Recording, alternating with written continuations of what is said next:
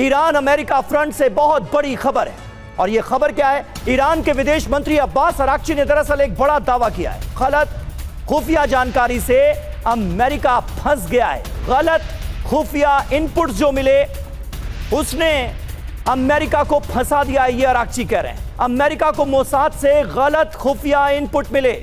Mossad के गलत input से युद्ध में अमेरिका कूद पड़ा, डोनाल्ड ट्रंप फंस गए। इजराइल की गलत खुफिया जानकारी अमेरिका को बहुत भारी पड़ेगी, ये कहा है ईरान के विदेश मंत्री अब्बास अराक्ची ने।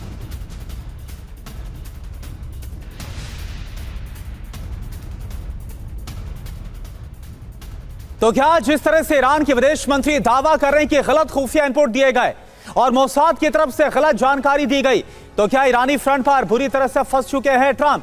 अराक्ची के 5 बड़े दावे क्या है, ये आपके लिए समझना जरूरी है। नंबर 1, फर्जी खुफिया जानकारी से यूएस अब फंस गया।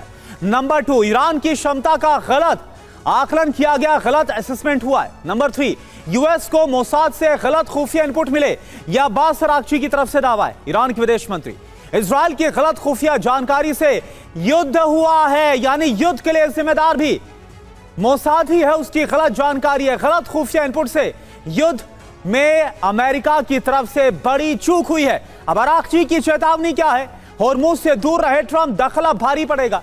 गलत खुफिया इनपुट मतलब अमेरिका की हार। इजराइल की खुफिया रिपोर्ट पूरी तरह से तथ्यहीन है, बेसलेस है। यह अब्बास अराक्ची की तरफ से दावा किया गया है, ईरान के विदेश मंत्री की तरफ से यह दावा किया गया। और यह हम देख भी रहे हैं, यह हमने देखा भी कि कैसे पहले 40 दिन का युद्ध चला जो 28 फरवरी को हुआ, और उस वक्त भी जो मकसद था ना वो पूरा हुआ। और उसके बाद लगातार हमने इसके बाद भी देखा, हालांकि एमओयू पर साइन हुए, सीजफायर हुआ, लेकिन फिर 13-14 दिन का युद्ध हुआ।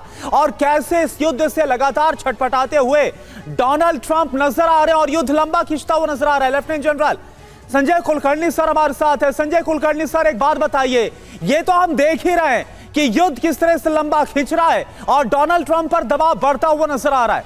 अब ये जो अब्बास अराक्ची का दावा है, इसमें कितना आपको दम नजर आ रहा है सर?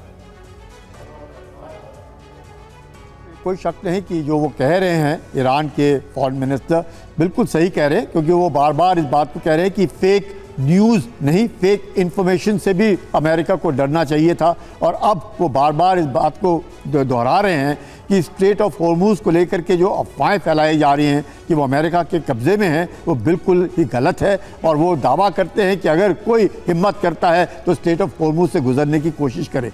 जिस प्रकार से युद्ध खुद जब ट्रंप कह रहे थे कि पहले 1 महीने में वो ईरान के ऊपर पूरा काबू कर लेंगे, जिस प्रकार से युद्ध में शुरुआत में ही उनके टॉप लीडरशिप मारी गई, उनका एयरफोर्स और नेवी ख़त्म हो गया, इसके बावजूद भी अगर आज ईरान खड़ा है और ईरान अमेरिका की आंख में आंख डाल के बात कर रहा है, जिस प्रकार से अमेरिका बूट्स ऑन ग्राउंड रखने में कतरा रहा है, जिस प्रकार से स्ट्रेट ऑफ होर्मुज और इतना घेराबंदी, इतना बम्बार्डमेंट के बावजूद भी ईरान का हौसला मनोबल बहुत ऊंचा है, ये साफ दर्शाता है कि कहीं ना कहीं ईरान जो कह रहा है वो ठीक कह रहा है कि इनके कहीं ना कहीं गलती हुई ये सोच में, इस एप्रिसिएशन में कि ईरान शायद उन्हें लगता था कैपिचुलेट करेगा, सरेंडर करेगा, लीडरशिप खत्म होगी, पर ऐसे कुछ नहीं हुआ।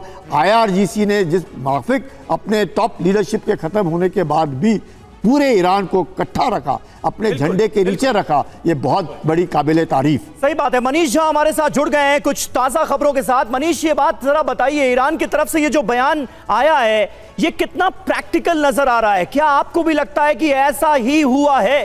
क्योंकि क्या क्या सपने दिखाए गए थे डोनाल्ड ट्रंप को कि 1979 की इस्लामिक रिवॉल्यूशन के बाद जो नहीं हुआ वो आप कर पाएंगे, जो अब तक कोई अमेरिकी राष्ट्रपति नहीं कर पाया वो आप कर सकते हैं, इसलिए आगे बढ़िए, ईरान में ये हो जाएगा वो हो जाएगा। लेकिन हुआ कुछ नहीं, ढाक के 3 पात वहीं की वहीं स्थिति है और डोनाल्ड ट्रंप को अमेरिका को मुंह की खानी पड़ी। क्या वाकई ऐसा हुआ कि इजराइल ने गलत इनपुट दे दिया?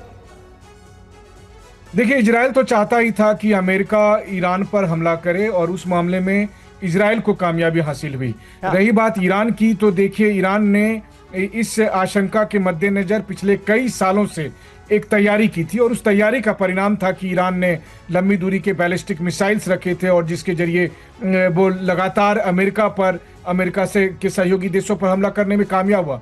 लेकिन क्या ईरान अब सुरक्षित है? अगर सवाल ये है तो इसका जवाब है कि फिलहाल तात्कालिक तौर पर कुछ दिनों के लिए, कुछ हफ्ते के लिए ईरान सुरक्षित है, लेकिन ईरान पर हमला फिर होगा और ये बात ईरान की सरकार जानती है, IRGC जानता है और इसीलिए ईरान ये कह रहा है कि हम अलर्ट मोड में हैं, क्योंकि बहुत जल्दी दोबारा से फिर अमेरिकन आएंगे।